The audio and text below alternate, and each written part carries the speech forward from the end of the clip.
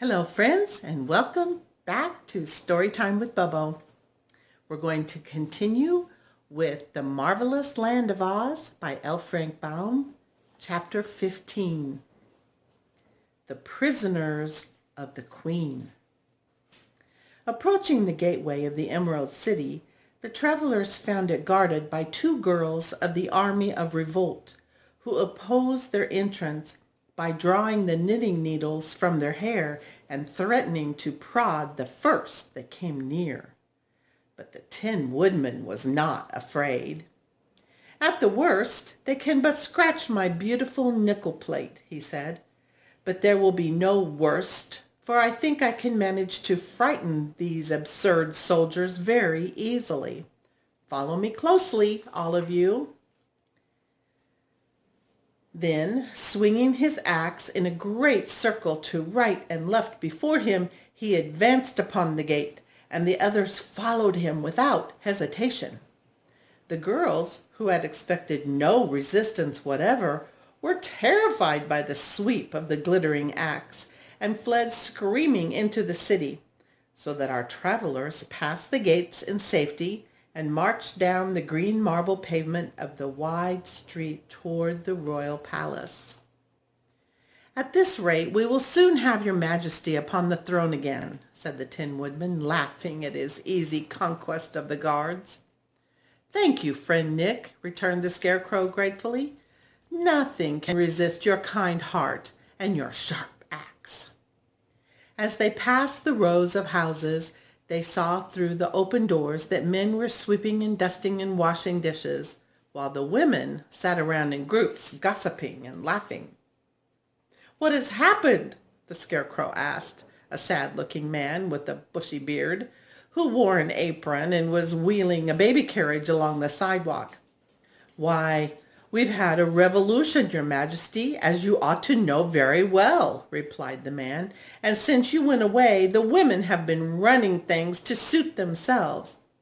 I'm glad you have decided to come back and restore order, for doing housework and minding the children is wearing out the strength of every man in the Emerald City." Said the Scarecrow thoughtfully. "If it is such hard work as you say, how did the women manage it so easily?" "I really do not know," replied the man with a deep sigh. "Perhaps the women are made of cast iron." No movement was made as they passed along the street to oppose their progress. Several of the women stopped their gossip long enough to cast curious looks upon our friends, but immediately they would turn away with a laugh or a sneer and resume their chatter. And when they met with several girls belonging to the Army of Revolt, those soldiers, instead of being alarmed or appearing surprised, merely stepped out of the way and allowed them to advance without protest. This action rendered the Scarecrow uneasy. "I am afraid we are walking into a trap," said he. "Nonsense," returned Nick Chopper confidently. "The silly creatures are conquered already." But the Scarecrow shook his head in a way that expressed doubt, and Tip said, "It's too easy altogether. Look out for trouble ahead." "I will," returned His Majesty. Unopposed, they reached the royal palace and marched up the marble steps, which had once been thickly crusted with emeralds, but were now filled with tiny holes where the jewels had been ruthlessly torn from their settings by the Army of Revolt. And so far not a rebel barred their way. Through the arched hallways and into the magnificent throne room marched the Tin Woodman and his followers. And here, when the green silken curtains fell behind them, they saw a curious sight. Seated within the glittering throne was General Ginger, with the Scarecrow's second-best crown upon her head and the royal scepter in her right hand. A box of caramels, from which she was eating, rested in her lap, and the girl seemed entirely at ease in her royal surroundings. The Scarecrow stepped forward and confronted her, while the Tin Woodman leaned upon his axe, and the others formed a half circle back of His Majesty's person. "How dare you sit in my throne?" demanded the Scarecrow, sternly eyeing the intruder. "Don't you know you are guilty of treason, and that there is a law against treason?" "The throne belongs to whoever is able to take it," answered Ginger, as she slowly ate another caramel. "I have taken it, as you see. So just now I am the queen, and all who oppose me are guilty of treason, and must be punished by the law you have just mentioned." This view of the case puzzled the Scarecrow. "How is it, friend Nick?" he asked, turning to the Tin Woodman. "Why, when it comes to law, I have nothing to say," answered that personage, "for laws were never meant to be understood, and it is foolish to make the attempt." "Then what shall we do?" asked the Scarecrow in dismay.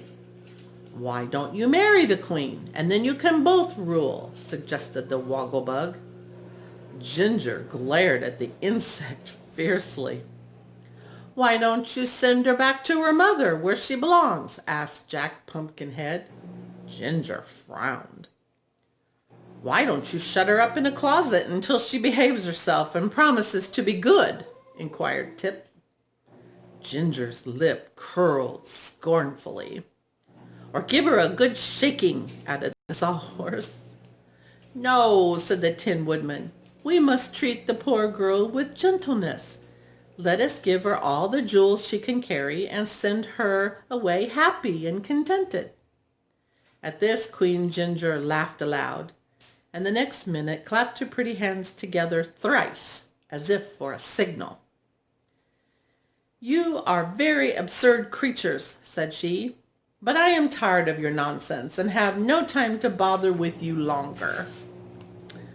While the monarch and his friends listened in amazement to this impudent speech, a startling thing happened. The Tin Woodman's axe was snatched from his grasp by some person behind him, and he found himself disarmed and helpless.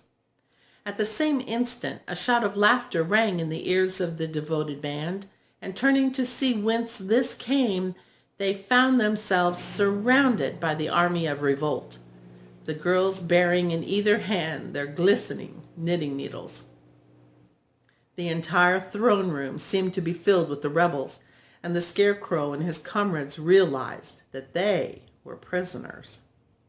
"You see how foolish it is to oppose a woman's wit," said Ginger gaily, "and this event only proves that I am more fit to rule the Emerald City than a Scarecrow. I bear you no ill will, I assure you, but lest you should prove troublesome to me in the future, I shall order you all to be destroyed. That is, all except the boy, who belongs to old Mombi and must be restored to her keeping. The rest of you are not human, and therefore it will not be wicked to demolish you. The Sawhorse and the Pumpkinhead's body I will have chopped up for kindling wood, and the pumpkins shall be made into tarts. The Scarecrow will do nicely to start a bonfire, and the Tin Man can be cut into small pieces and fed to the goats. As for this immense Wogglebug, highly magnified, if you please," interrupted the insect, "I think I will ask the cook to make green turtle soup of you," continued the Queen reflectively. The Wogglebug shuddered. "Or, if that won't do, we might use you for a Hungarian goulash, stewed and highly spiced," she added cruelly. The program of extermination was so terrible that the prisoners looked upon one another in a panic of fear. The Scarecrow alone did not give way to despair. He stood quietly before the Queen, and his brow was wrinkled in deep thought as he strove to find some means to escape. While thus engaged, he felt the straw within his breast move gently, At once, his expression changed from sadness to joy, and raising his hand, he quickly unbuttoned the front of his jacket. This action did not pass unnoticed by the crowd of girls clustering about him, but none of them suspected what he was doing until a tiny gray mouse leaped from his bosom to the floor and scampered away between the feet of the army of revolt. Another mouse quickly followed, then another and another in rapid succession. And suddenly, such a scream of terror went up from the army that it might easily have filled the stoutest heart with consternation. The flight that ensued turned to a stampede, and the stampede into a panic. For while the startled mice rushed wildly about the room, the Scarecrow had only time to note a whirl of skirts and a twinkling of feet as the girls disappeared from the palace, pushing and crowding one another in their mad efforts to escape. The Queen, at the first alarm, stood up on the cushions of the throne and began to dance frantically upon her tiptoes. Then a mouse ran up the cushions, and with a terrified leap, poor Ginger shot clear over the head of the Scarecrow and escaped through an archway, never pausing in her wild career until she had reached the city gates. So in less time than I can explain, the throne room was deserted by all save the Scarecrow and his friends, and the Wogglebug heaved a deep sigh of relief as he exclaimed, "Thank goodness we are saved." "For a time, yes," answered the Tin Woodman, "but the enemy will soon return, I fear." "Let us bar all the entrances to the palace," said the Scarecrow. "Then we shall have time to think what is best to be done." So all, except Jack Pumpkinhead, who was still tied fast to the sawhorse, ran to the various entrances of the royal palace and closed the heavy doors, bolting and locking them securely. Then, knowing that the army of revolt could not batter down the barriers in several days, the adventurers gathered once more in the throne room for a council of war. Next time, Chapter 16.